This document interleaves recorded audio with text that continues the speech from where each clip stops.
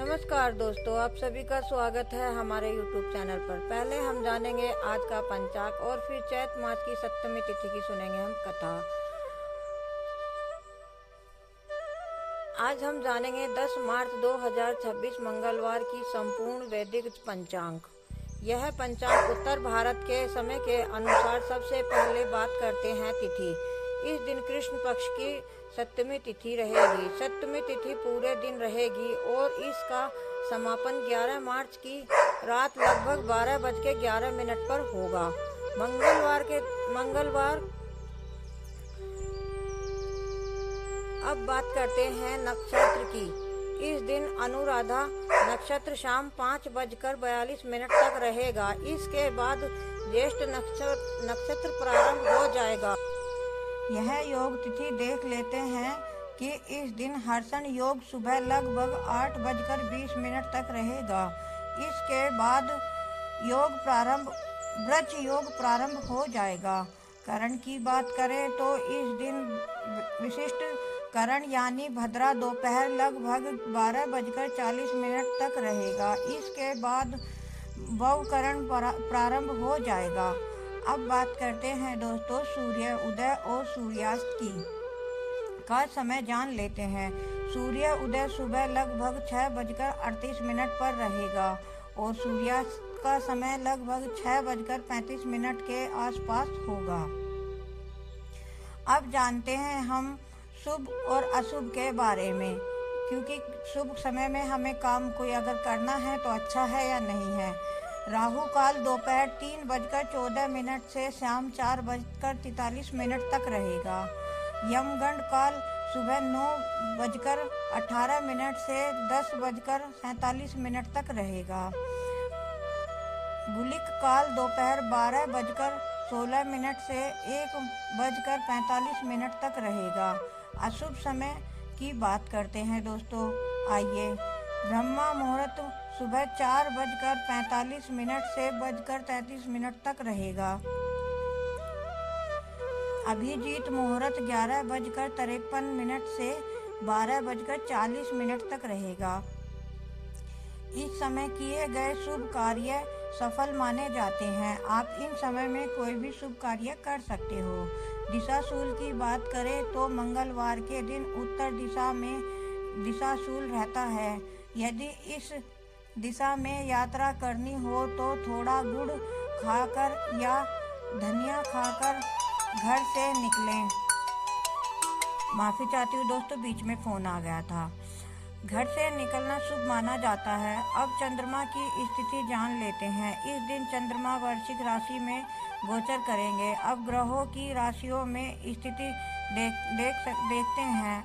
सूर्य कुंभ राशि में रहेंगे, चंद्रमा वृश्चिका राशि में रहेंगे, मंगलवार मकर राशि में स्थित रहेगा, कुंभ बुध स्थिति में रहेंगे और गुरु वृषभ राशि में गोचर करेंगे।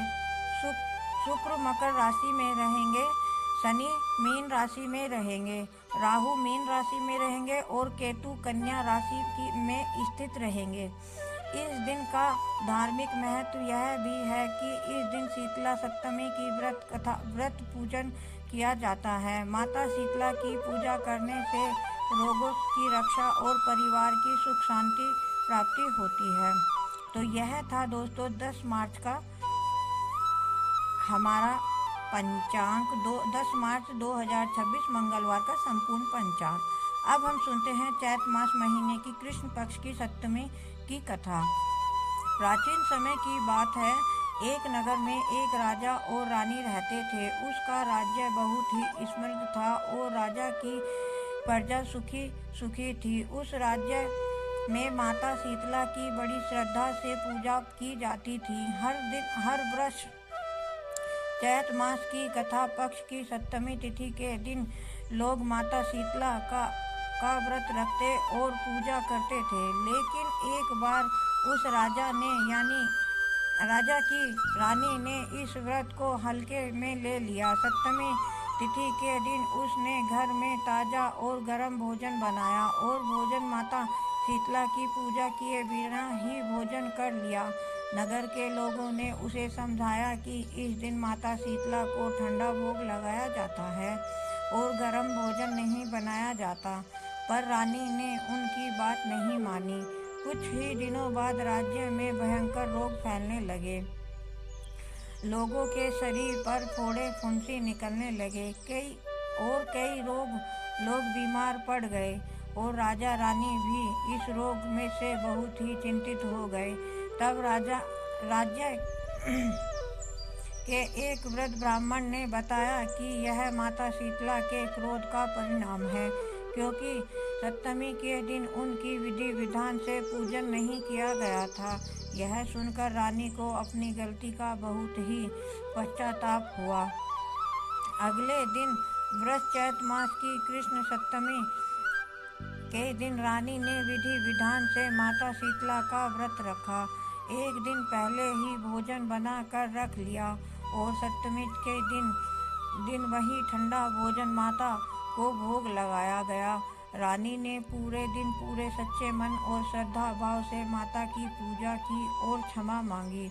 माता शीतला रानी की भक्ति से प्रसन्न हुई और प्रसन्न होकर धीरे धीरे राज्य में सभी के रोग समाप्त होने लगे और लोगों का स्वास्थ्य फिर से ठीक हो गया। राज्य में फिर से खुशी और शांति लौट आई। तब से यह परंपरा चली आ रही है कि चैत मास की सप्तमी, कृष्ण पक्ष की सप्तमी को माता शीतला का व्रत किया जाता है। इस दिन घर में गर्म भोजन नहीं बनाया जाता। माता एक दिन पहले ही बना हुआ ठंडा भोजन माता को भोग लगाया जाता है और परिवार के लोग वही प्रसाद ग्रहण करते हैं। ऐसी मान्यता है कि जो व्यक्ति श्रद्धा और नियम के साथ चैत मास कृष्ण पक्ष की सप्तमी तिथि व्रत करता है और माता शीतला की पूजा करता है, उसके घर में रोग व्यक्ति नहीं ठहरती और परिवार में सुख शांति बनी रहती है। यही चैत मास की सप्तमी की पवित्र कथा है। अब सुनते हैं इस व्रत से जुड़ी एक और कथा।